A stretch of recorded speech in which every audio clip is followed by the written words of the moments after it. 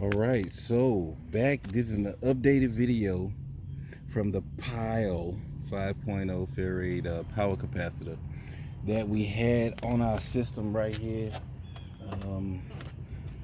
You guys remember the system? You wrote in, I was telling you the complaints I had about the Pile, how my subs amp was pulling too much power and this capacitor was not delivering enough power, for the amp.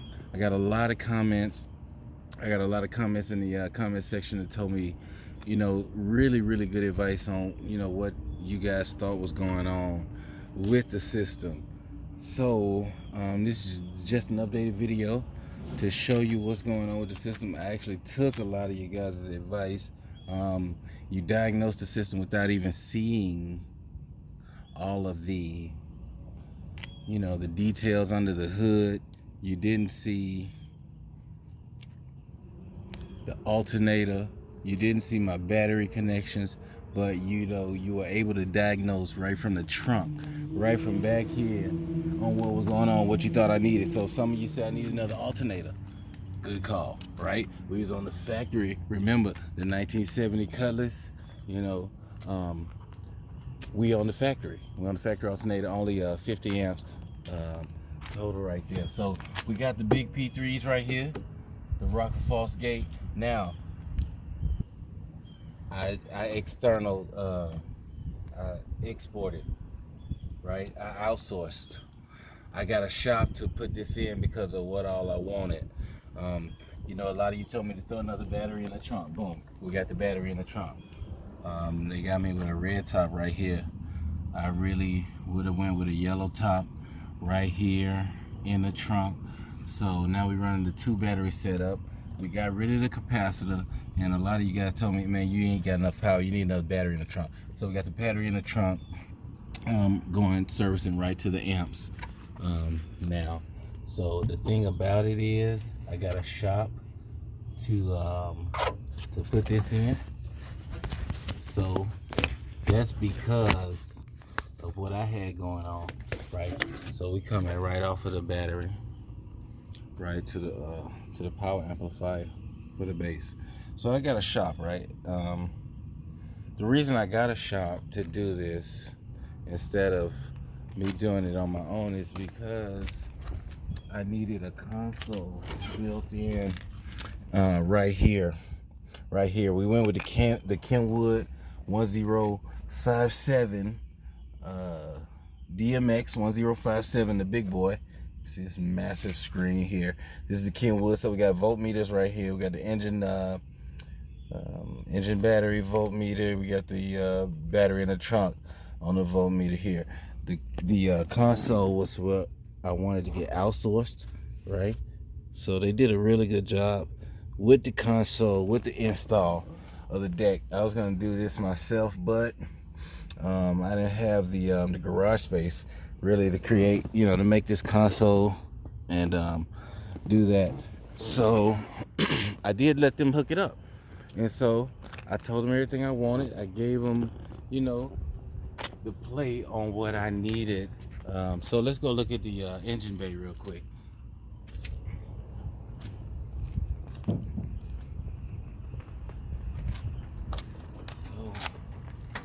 right here. Okay, here we go right here with the engine battery, right? So we got a red top here, we got a red top in the back. We upgraded the alternator.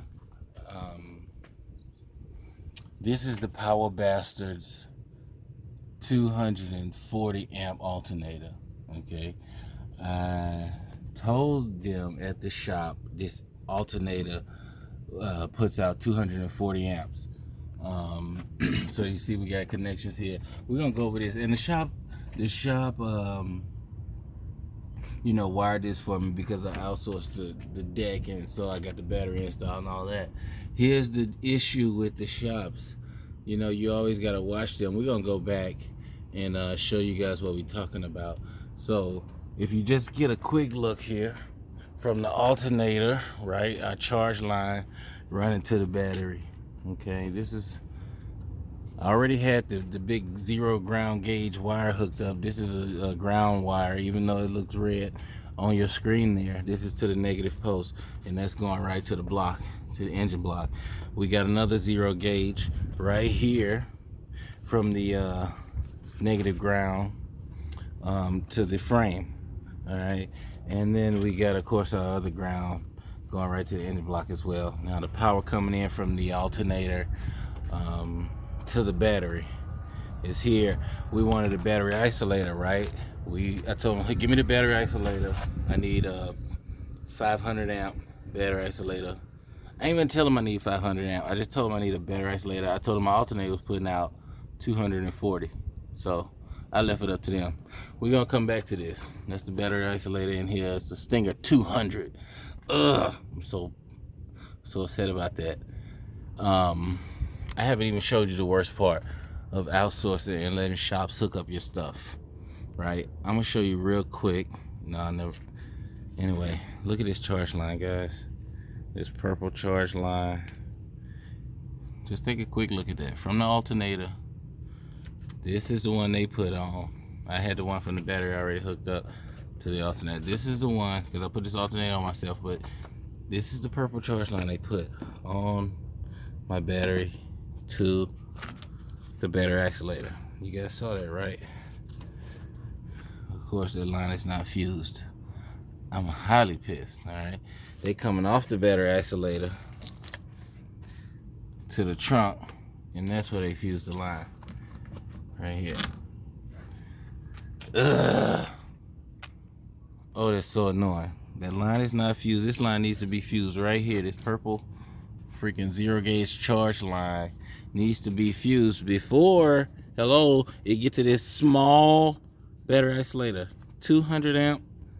So I got a 500 amp that I'm gonna put on here. I'm gonna fuse this line, keep the fuse there. But anyway, let me show you what they did in the back. Let's get some music going.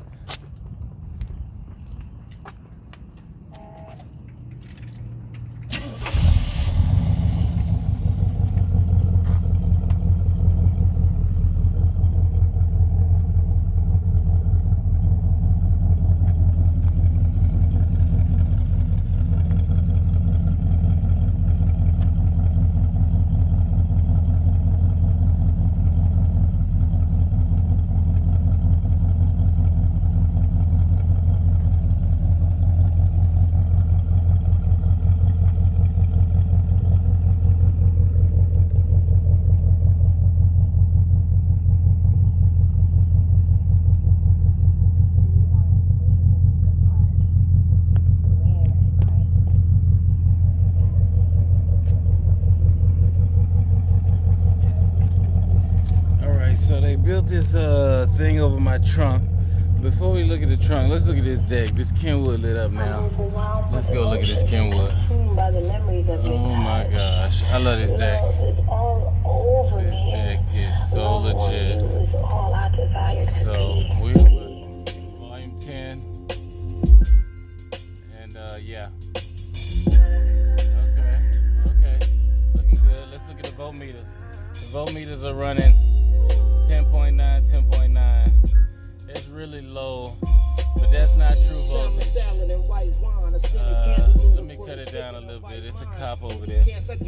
But this is a Self Exciting Alternator, so it doesn't turn on until I step on the gas. So you see that? It got to be 1200 RPM for the alternator to come on because it's Self Exciting. So you can see the engine battery showing 12.2, 12.3. And the trunk battery showing 11.2. And I think that's because that battery isolator is overloaded, but we're gonna take some real measurements and I'm gonna show y'all. I'll show y'all what's up with that. I gotta rewire all this joint, man. So let's take a couple of readings real quick.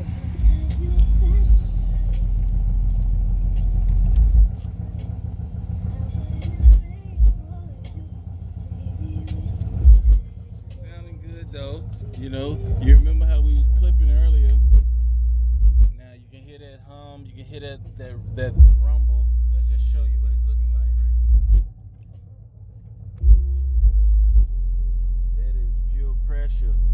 Oh, they hitting real nice, very low volume shook. And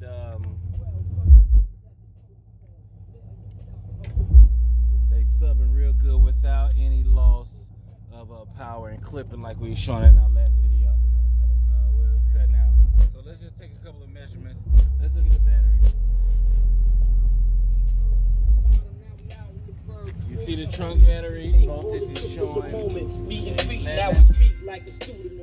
That's 11 and 11.5. So basically, right here at 11 without the alternator charging it. Like I said, you gotta be at 1200 RPM. So let's go take a reading on the actual battery.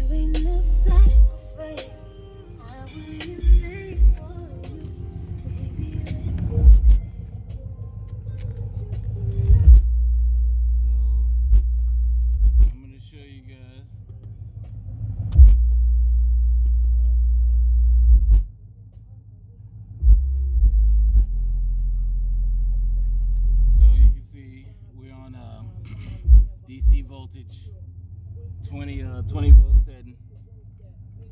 So we're just gonna see what we got. Putting them on the positive and negative leads. And what we reading.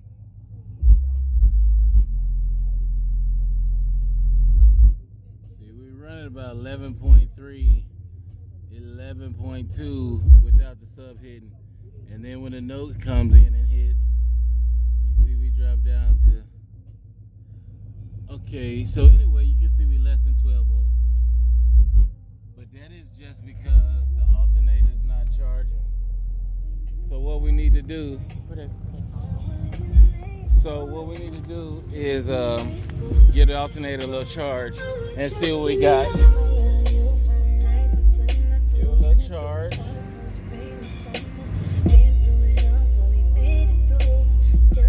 That's 11.2, 11.3. Okay. I hear it all the time. We're gonna show you. They be thinking this shit happened overnight, like I ain't. What a real reading look like. Okay. Let's do one more reading with some charge on the battery. I need you to go press the gas. I'll hold this. Okay, positive and negative. Let's see where we're at now. Now we're up at 11.45. Now what we need to do is show you guys when we step on the gas and what the difference will be once we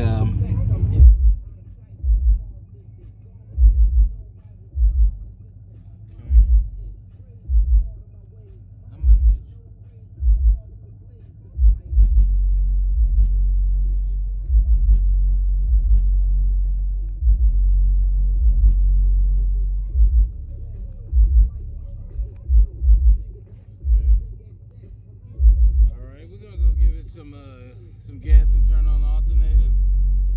You can see right now we're at 11.2. All right, give it gas.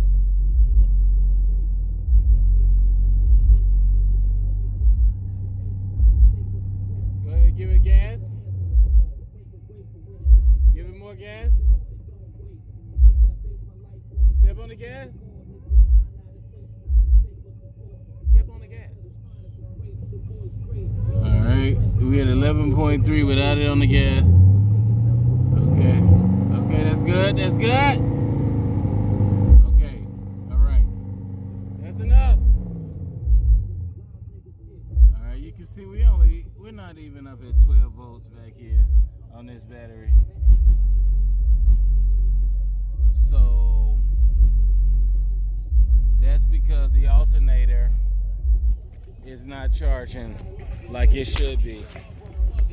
Let's go to the front. So, we're gonna do a reading on the engine battery. We're gonna do a reading from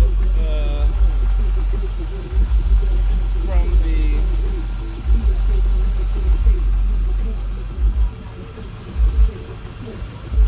alternator to the trunk to the engine battery.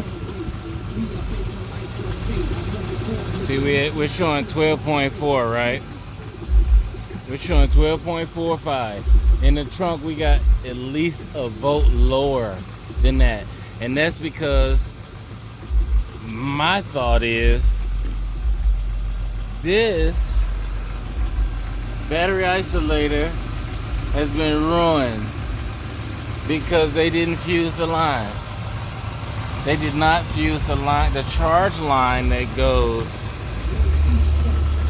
to this battery isolator. So I gotta go and cut this 0 gauge wire, put on some new terminals, recrimp it. Look at what else a shop would do to you. This old line is where the old fuse was. They just left it there. They left it connected to the battery. They just left it there, and it goes nowhere. It just goes. They left it all. They just left all the way in the trunk. They just took the fuse out. There's no fuse in here. That's all they did. And then they ran a new charge line from the battery isolator, and they fused it right here, and just ran it right down through there where this old damn charge line is. So you see this? They just took the fuse out. That's what the shop did. That's why you can't trust them shops, man. You gotta do it yourself. So what I gotta do is I gotta run this charge line right here. And I'm gonna keep this and I'm just fuse it right here. Refuse this. Come into the new battery isolator that I got, the 500 amp. And then let this run out to the back. And then, oh yeah, power bastards, you're not giving me my 14 volts no more either. I'm gonna see what happens after I change this battery isolator, but you're really not giving me my 14 volts. I'm gonna show you what you're giving me. You can see I got 12 on idle. All right, hooked up to the battery. I'm showing. Try to get that to stick in there. You can see we had 12.5, 12.2. Just run it, and that's because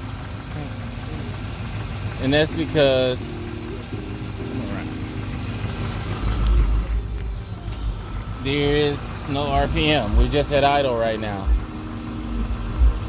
Okay, so when I rev, Power Bastard said this alternator should be putting out 14 volts. And we rev it up. We're at 13.4. Okay, we still a volt low. This is supposed to be a 240 amp alternator. We need to be at 14.4, like it was when I first got it, which wasn't even 6 months ago.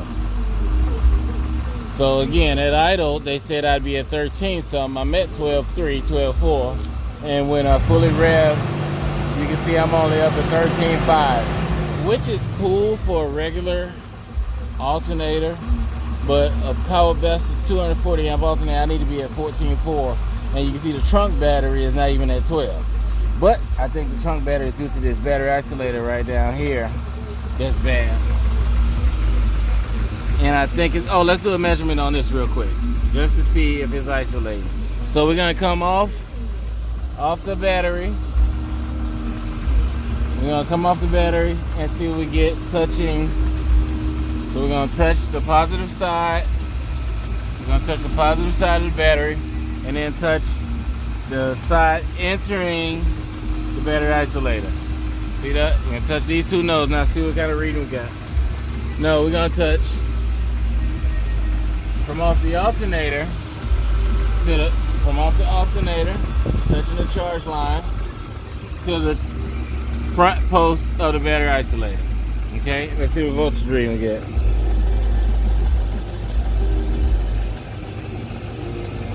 No, I mean, hold on, here we go.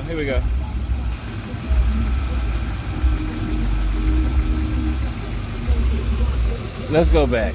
We're on the negative of the battery, right here. We're on the negative of the battery, right here, with our lead, our negative lead, and we're on the front post of the battery isolator. So we're showing 12.15. And that should be the same reading as from the charge line, okay, there we go, 12.15. Same thing. Front post, right here. Front post of the isolator with 12.07. Same with the charge line.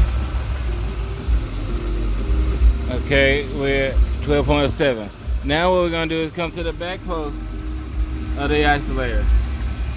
There we go. 12.04. So with the engine off, we'll be able to see what our battery isolator is doing.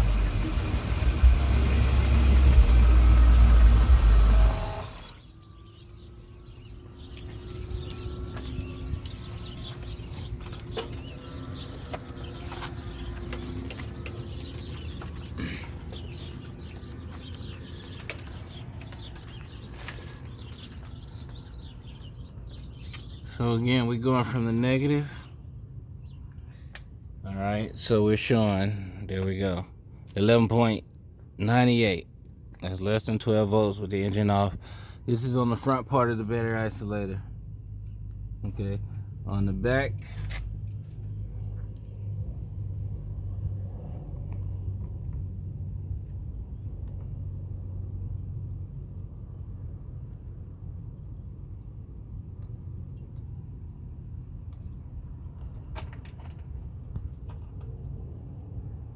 okay, here we go. So you see, show the front part. Put on the front part of the battery isolator. That's just showing the front battery. That's showing 11.96. All right, when we go with the battery isolator off, with the engine off, on the back part, 11.36. And show it again. The front battery, put it on the front part of the isolator. With it off, 11.95, 11.94. This is the front battery. And the engine battery right here on the back side, 11.36. So you can see I'm lacking some power in my charge. My alternator is a 240 amp alternator. It should be charging that battery up to 12.9 volts every time. Now I hadn't started this car in a while, so the battery didn't get a proper charge on it anyway. But with a badass alternator like Power Bastards say they put out, you know, I should be getting at least a charge of a 12.4, 12.9 at turn off.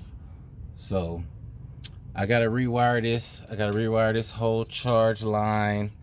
Put, you know, fuses in. Put the right fuses in. Got another battery isolator here. I think they burned this one out. It's only 200 amp, and this amp, you know, you see, didn't put out but 13.5 volts, but it's really supposed to be putting out 14.4. So we're gonna change out the load and see if this bad load in the form of this isolator is causing that to retard the voltage coming off of the alternator.